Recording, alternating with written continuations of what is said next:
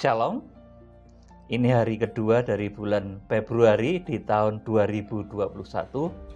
Saya akan menyampaikan firman Tuhan berkaitan dengan pintu gerbang yang benar, berkaitan dengan pengenalan kepada Tuhan Yesus yang benar, supaya nanti kita semua terbangun menjadi bait suci yang benar, yang kemudian bisa bertumbuh rohani kita setelah pelataran kemudian menginjak kepada ruang kudus, akhirnya ruang maha kudus.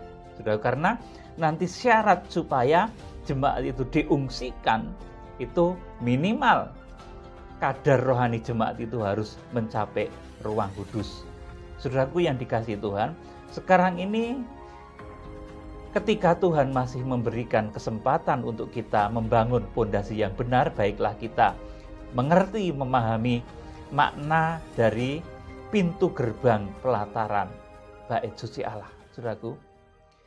Jadi saudaraku, orang yang masuk di dalam pintu gerbang bait suci Allah, orang yang mengenal kebenaran, orang yang mengenal Kristus, ini harus memiliki satu kriteria khusus. Jadi mengenal Kristus itu harus memiliki motivasi yang benar. Jangan sampai mengenal Yesus itu karena motivasi-motivasi yang keliru. Kalau seseorang mengenal Yesus itu dengan motivasi yang keliru, maka nanti dia akan terserang yang namanya serangan roh, lumpuh, dan pengemis. Ini seperti yang dikisahkan di dalam Kisah Rasul pasal 3 ayat 1-8. Petrus dan Yohanes menjumpai seorang lumpuh dan pengemis yang setiap hari dia berada di pintu gerbang bait Allah. Saudaraku, yang pekerjaannya meminta dan mengemis, bahkan dia lumpuh. Hal ini pun saudaraku akan terjadi pada orang-orang yang ketika dia mengenal Kristus itu bukan dengan motivasi yang benar, tetapi karena motivasi yang keliru, nanti dia akan dilanda satu penyakit yang parah, baik itu penyakit jasmani maupun rohani, yang disebut bahasanya dalam Kisah Rasul ini disebut sebagai serangan roh lumpuh dan pengemis. Saudaraku, serangan roh lumpuh dan pengemis ini adalah orang yang masuk pintu gerbang dengan motivasi yang keliru.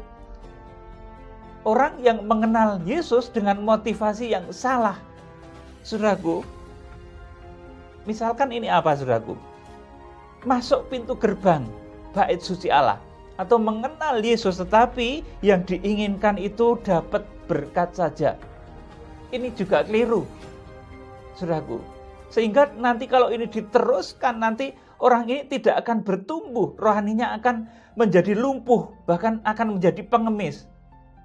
Saudaraku, kemudian yang kedua, ini orang yang ingin dapat mujizat saja. Jadi kenal nama Yesus itu, saudaraku, karena ingin dapat mujizat.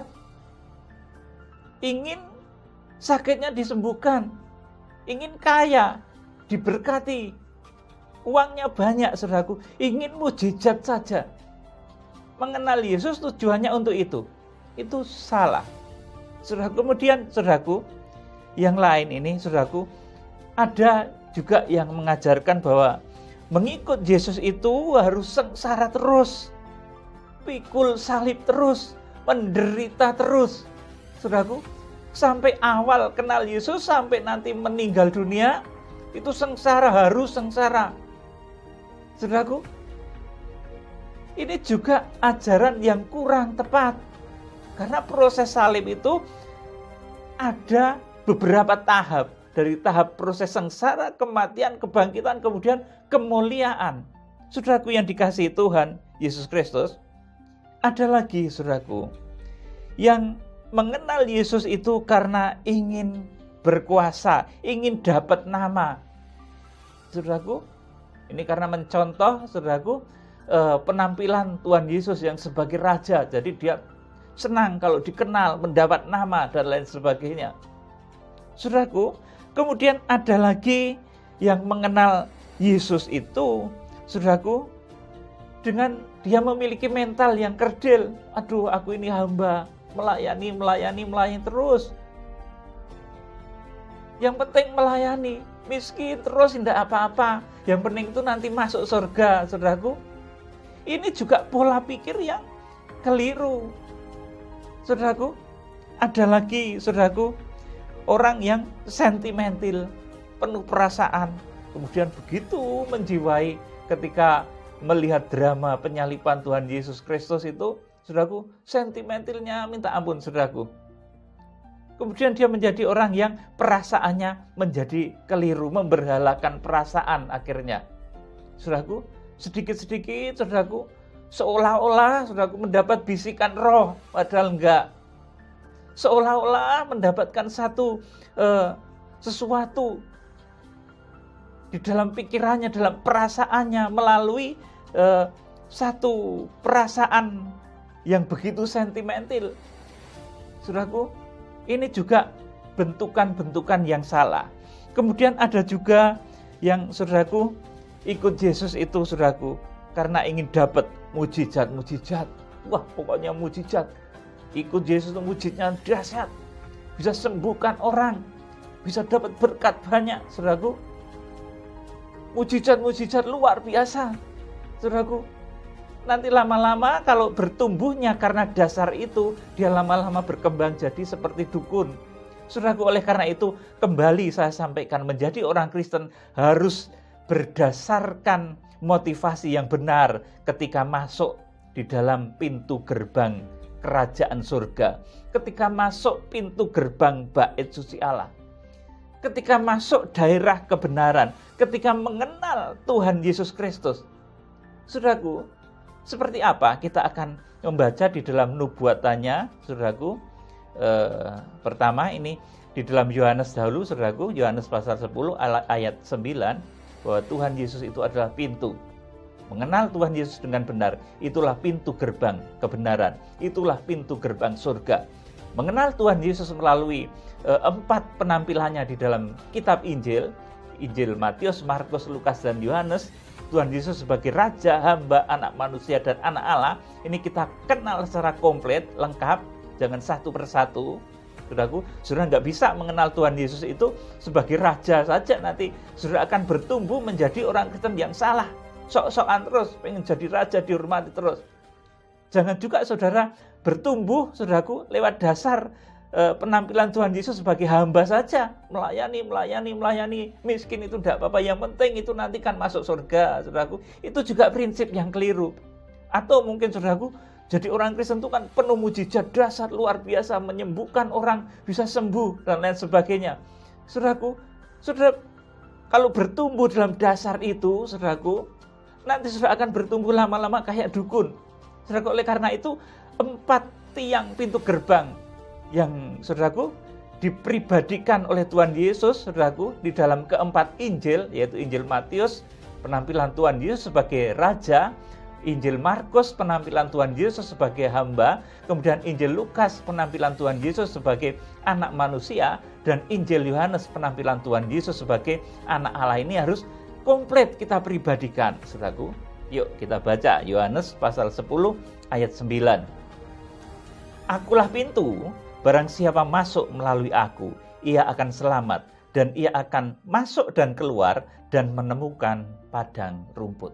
Amin. Saudaraku, jadi Tuhan Yesus itu pintu kebenaran, pintu kerajaan surga, pintu bait suci Allah.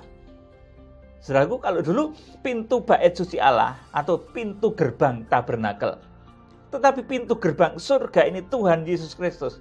Kalau dahulu pintu gerbang tabernakel itu memiliki 4 tiang, saudaraku. Demikian pula Tuhan Yesus yang menyatakan diri, akulah pintu, saudaraku. Dia, saudaraku, tampil di dalam 4 pribadi. Di dalam Injil Matius, dia tampil sebagai Raja. Di dalam Injil Markus, dia tampil sebagai hamba. Di dalam Injil Lukas, dia tampil sebagai anak manusia. Di dalam Injil Yohanes, dia tampil sebagai anak Allah. 4 karakter ini harus dimiliki orang Kristen yang masuk di dalam pintu gerbang yang benar.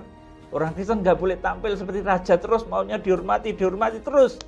tapi suatu ketika rendah hati seperti hamba. Seperti Injil Markus, saudaraku, melayani. Saudaraku, orang Kristen juga harus penuh perasaan, saudaraku. Seperti penampilan Tuhan Yesus dalam Injil Lukas, dia tampil sebagai anak manusia yang menjadi anaknya tukang kayu, sederhana, saudaraku, dan lain sebagainya. Dia penuh perasaan akhirnya. Kemudian juga menjadi orang Kristen itu harus suatu ketika tampil seperti penampilan Tuhan Yesus dalam Injil Yohanes sebagai anak Allah yang penuh kuasa. Ucapannya mampu, saudaraku, menyembuhkan, ucapannya mampu memberkati, saudaraku. Jadi 4 karakternya harus komplit dalam diri kita, saudaraku. Nggak boleh jadi raja terus, saudaraku. Nggak boleh jadi hamba terus, nanti saudara kerdil, jadi orang kerdil selama-lamanya. Kekristenanmu itu kerdil. Prinsipnya kemudian begini, yang penting kan melayani miskin, menderita. Selamanya yang penting kan nanti masuk surga, saudaraku. Itu keliru loh, saudaraku. Kemudian saudaraku, ada lagi saudaraku yang diutamakan itu mujizat terus, saudaraku. Ikut Yesus kan penuh mujizat, penuh kuasa, penuh berkat, penuh kemuliaan, luar biasa. Saudaraku, penampilan Tuhan Yesus dalam Injil Yohanes, saudaraku, kalau patokan kekristenan saudara sekedar seperti itu, nanti saudara bertumbuh menjadi orang Kristen yang salah, yang nanti saudaraku menjadi orang Kristen yang akhirnya akan lumpuh rohaninya. Saudaraku yang dikasihi Tuhan Yesus Kristus, saudara, kita akan membaca kalau pintu gerbang surga itu adalah Tuhan Yesus yang menyatakan dirinya dalam Yohanes pasal 10 ayat 19 ini. Dia berkata, akulah pintu, saudaraku. Dan pintu ini nubuatannya dahulu dituliskan di dalam kitab Keluaran pasal 38 ayat 18 sampai 19. Saya akan bacakan, saudaraku.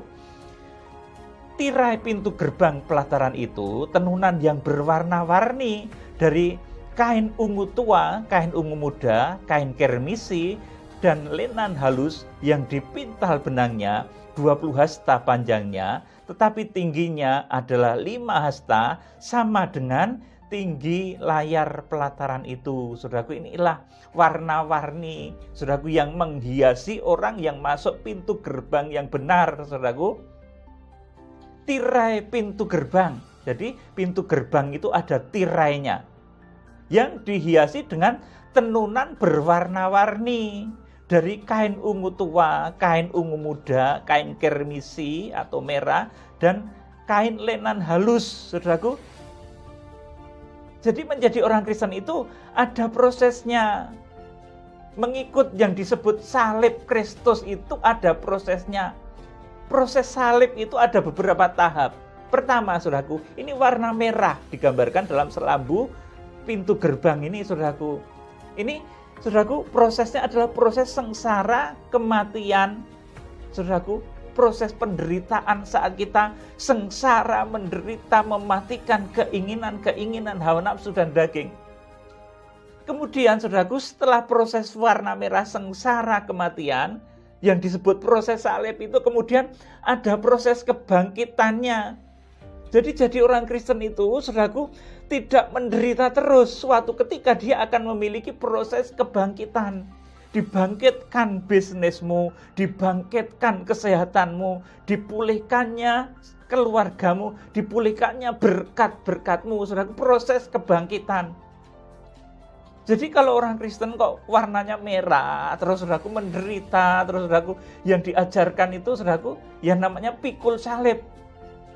Ya, pikul salib itu proses salib, tapi belum selesai karena proses salib itu berawal dari pikul salib itu, kemudian sampai mati di kayu salib, kemudian saudaraku dibangkitkan, kemudian dimuliakan, itulah proses salib.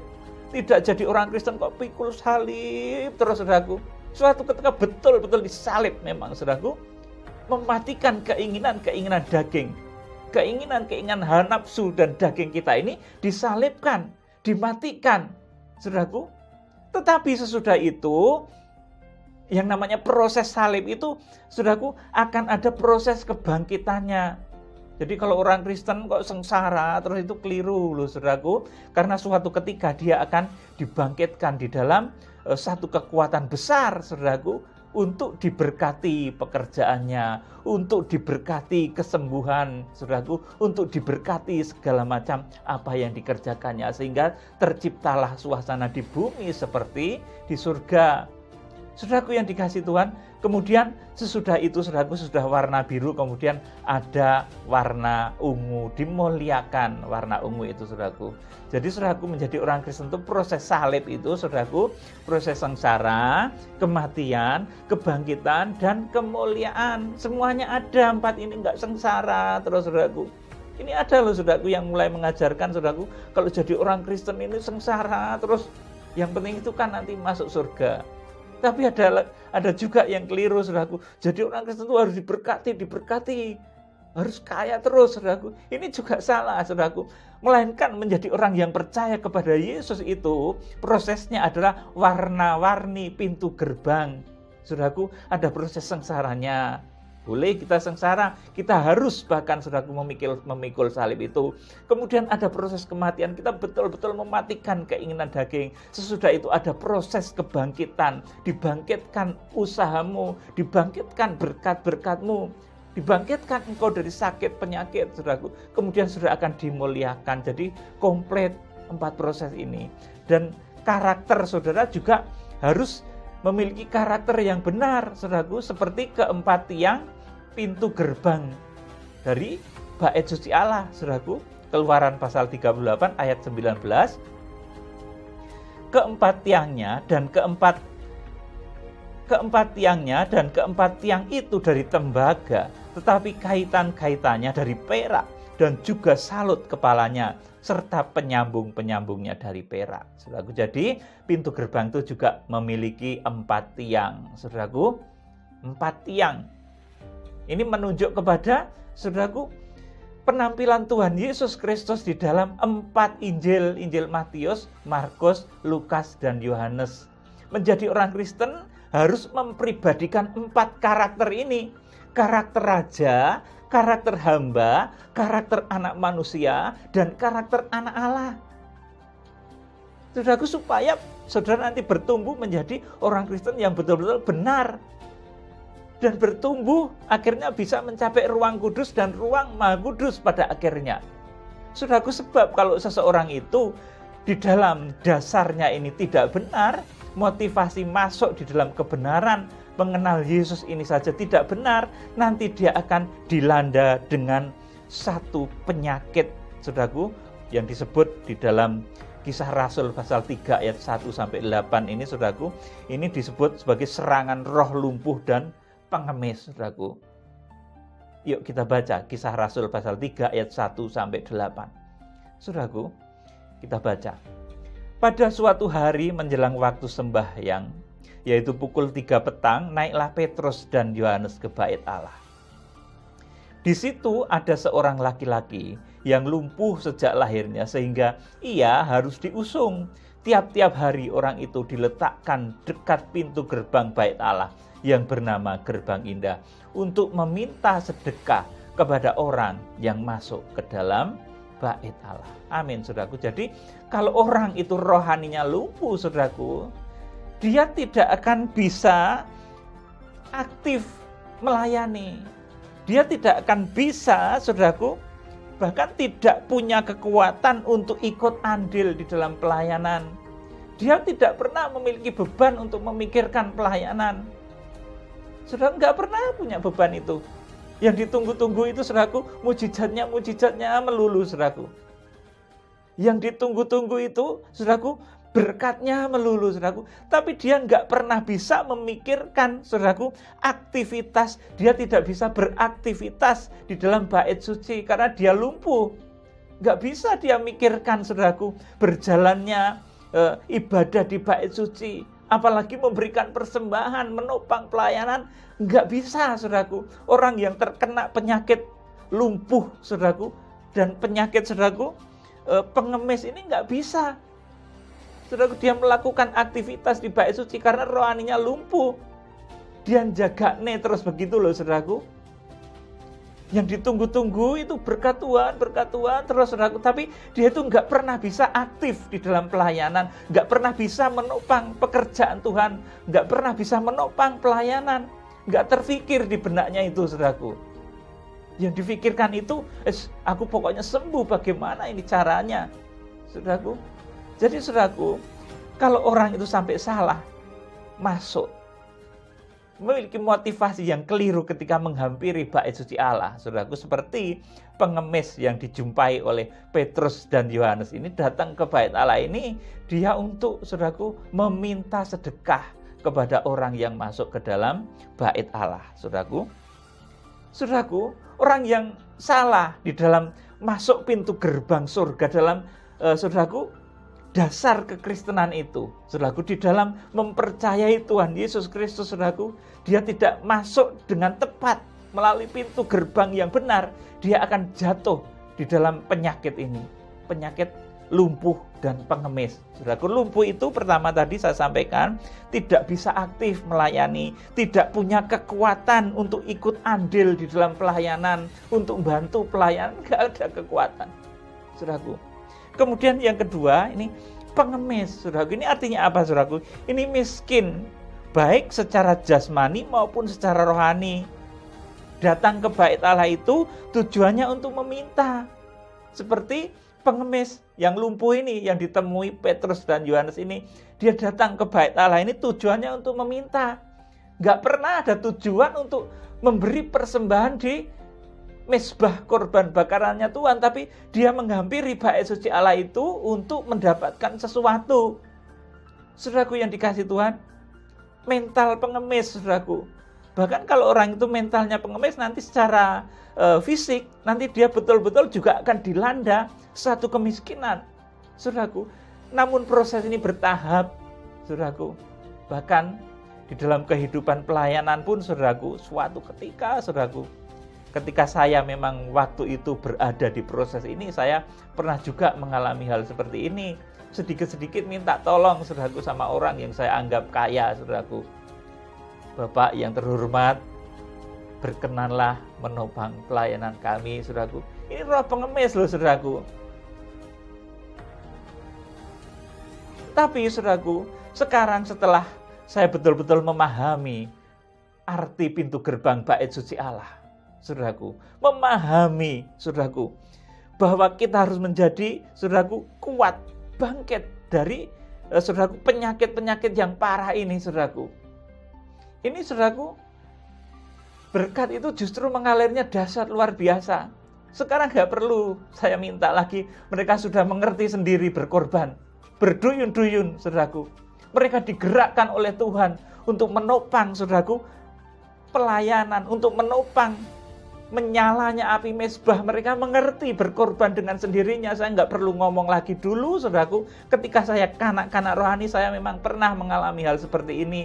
Makanya saya tahu, saudaraku.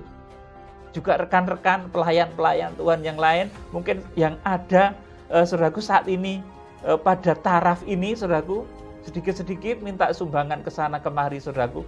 Ini, saudaraku, milikilah, saudaraku, pengertian pintu gerbang surga yang benar, motivasi di dalam masuk pintu gerbang surga yang benar, motivasi di dalam pengenalan Tuhan yang benar. Itu, saudaraku, seperti apa yang saya jelaskan tadi, saudaraku, kita harus mengenal Tuhan Yesus di dalam 4 karakternya, seperti Tuhan Yesus sebagai Raja, Hamba, Anak Manusia, dan Anak Allah. Menjadi orang Kristen juga, saudaraku, itu harus melalui proses salib. Proses salib itu tidak hanya proses sengsara terus, tapi ada proses kebangkitan, kemudian proses kemuliaan. Itulah proses salib. Proses salib itu nggak berhenti sampai Tuhan Yesus disalib, saudaraku. Tetapi dia akan berlanjut, saudaraku, sampai dia dibangkitkan dan dimuliakan. Itulah proses salib. Menjadi orang Kristen harus mengikuti proses salib itu. Kita akan memang pertamanya akan sengsara, kemudian kita akan mematikan keinginan-keinginan daging. Kemudian, saudaraku, nanti akan dibangkitkan pelayanan kita, dibangkitkan usaha-usaha kita, dibangkitkan, saudaraku, berkat-berkat kita, dibangkitkan, saudaraku, sakit penyakitmu disembuhkan, dan nanti akhirnya saudara akan dimuliakan. Saudaraku, jadi saudaraku, penyakit lumpuh dan pengemis ini, saudaraku, ini akan menghinggapi orang-orang yang datang ke bait suci dengan kurang benar, saudaraku. Proses di bait suci Allah, proses pintu gerbang bait suci Allah ini menjadikan kadang-kadang orang Kristen itu seperti pengemis. Tolonglah saya, tolonglah kami dengan berkat-berkat, saudaraku. Seperti ini, seperti pengemis yang datang di bait suci ini, saudaraku. Di situ ada seorang laki-laki yang lumpuh sejak lahirnya. Saudaraku, kalau orang itu lumpuh rohaninya, dia kemudian juga jadi pengemis, artinya dia tidak bisa berbuat apa-apa untuk Tuhan. Saudaraku, nggak bisa. Kalau dia masih pengemis, saudaraku, dia nggak bisa berbuat apa-apa untuk, saudaraku, mezbah korban bakaran, untuk berkorban bagi pelayan, itu nggak bisa. Susah. Saudaraku, kita akan baca lanjutnya. Tiap-tiap hari orang itu diletakkan dekat pintu gerbang bait Allah yang bernama Gerbang Indah untuk meminta sedekah kepada orang yang masuk ke dalam bait Allah. Ketika orang itu melihat bahwa Petrus dan Yohanes hendak masuk ke bait Allah, ia meminta sedekah. Saudaraku, nah, dikit-dikit minta sedekah. Tolonglah ya, ini kami butuh ini, tolonglah kami. Ini minta sedekah, saudaraku. Ketika orang itu melihat bahwa Petrus dan Yohanes hendak masuk ke bait Allah, ia meminta sedekah. Mereka menatap dia dan Petrus berkata, "Lihatlah kepada kami."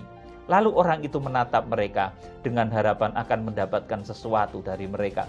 Tetapi Petrus berkata, "Emas dan perak tidak ada padaku, tetapi apa yang kupunyai, kuberikan kepadamu. Demi nama Yesus Kristus, orang Nazaret itu, berjalanlah."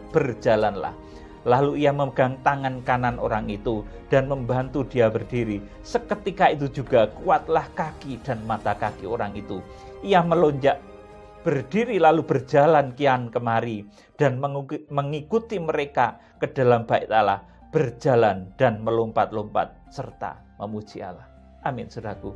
Jadi kalau saudara ingin disembuhkan dari roh lumpuh dan pengemis, selama ini saudara nggak pernah bisa berbuat untuk pelayanan, selama ini saudara kekurangan, bisanya minta sedekah ke sana kemari untuk hidup saudara. Saudaraku, saudara harus memahami arti pintu gerbang bait suci ini dengan benar, supaya saudara diberkati. Diberkatinya nanti pekerjaanmu, diberkatinya pelayananmu, diberkatinya apa yang engkau usahakan, sehingga roh pengemis ini akan lenyap darimu. Saudaraku yang dikasihi Tuhan, pahamilah 4 karakter Tuhan Yesus sebagai Raja, Hamba, Anak Manusia, dan Anak Allah. Pahamilah proses salib. Proses salib itu enggak cuma proses sengsara saja. Ada sengsara, kematian, kebangkitan, kemudian kemuliaan. Pahami itu, pribadikan itu. Maka saudara akan dibangkitkan dari roh lumpuh saudara. Saudara akan memiliki kekuatan untuk ikut andil di dalam melayani Tuhan. Saudara akan memiliki gairah untuk menopang pelayanan pekerjaan Tuhan. Kalau selama ini saudara itu nggak pernah mikir itu, nggak pernah mikir, saudaraku, menghidupi mezbah, di dalam mezbah korban bakaran itu, supaya pelayanan tetap berjalan, saudara nggak pernah mikir. Yang saudara pikir itu justru, saudaraku, bagaimana saya dapat duit, kalau perlu minta sedekah sana sini. Saudaraku, itu, saudaraku, prinsip dari orang-orang yang masuk pintu gerbang yang keliru. Tetapi orang-orang yang masuk pintu gerbang dengan benar, bahkan dia nanti akan memiliki kerinduan, dia memiliki kekuatan, saudaraku, untuk ikut andil, untuk menopang pelayanan, untuk menyalakan mezbah, saudaraku, untuk memelihara api mezbah supaya tetap hidup. Dia akan punya kerinduan untuk itu, dan dia akan punya kesanggupan untuk itu, saudaraku. Kemudian sifat miskin secara jasmani maupun rohani yang disebut dengan sifat pengemis ini juga akan dilenyapkan kalau seseorang bisa masuk memahami pintu gerbang ini dengan benar.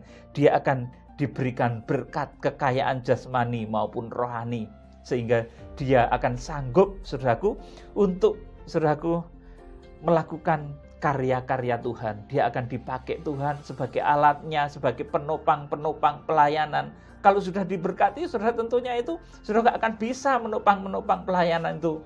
Tapi kalau saudara dalam pikiran saudara berpikir pun nggak pernah, saudaraku, saudara nanti betul-betul akan jatuh di dalam kemiskinan. Tapi kalau saudara mulai saat ini punya mental saudaraku yang benar di dalam mengenal pintu gerbang bait suci Allah ini, saudaraku, nanti saudara akan dicukupkan, diberkati luar biasa. Saudaraku yang dikasihi Tuhan, nanti Tuhan akan mengubahkan, membangkitkan kelumpuhan rohanimu, membangkitkan engkau dari keadaan-keadaan terbatasmu, sehingga saat ini saudara nggak bisa berbuat apa-apa. Saudara akan diberkati oleh Tuhan secara luar biasa. Saudara yang dikasihi Tuhan, kiranya Tuhan memberikan kepada saudara roh hikmat dan wahyu untuk memahami firman Tuhan, pembukaan rahasia firman Tuhan kali ini. Ini baru pintu gerbang, saudaraku. Pintu gerbang bait suci Allah, pintu gerbang surga, pintu gerbang kebenaran, saudaraku. Padahal nanti standar dari kita diungsikan, itu adalah kita menjadi bait suci, menjadi ruang kudusnya Tuhan, saudaraku. Pelataran ini masih ditinggal nanti, saudaraku. Jadi saudaraku, kita harus memacu diri. Saudaraku, saya tergerak menyampaikan hal ini supaya kita betul-betul bisa memacu diri. Jangan kita enak-enak terus di pelataran ini, saudaraku. Tapi kita harus nanti bertumbuh menjadi orang yang dewasa rohani. Jangan pelataran terus, mengenal Yesus pun belum benar, saudaraku. Jadi saudaraku, kiranya Tuhan memberkati saudara dengan hikmat dan wahyu, sehingga saudara mengenal Yesus, memiliki motivasi ketika mengenal nama Yesus dengan benar. Salam penuaian. Tuhan Yesus Kristus, Imam Besar Agung, memberkati saudara. Haleluya. Amin.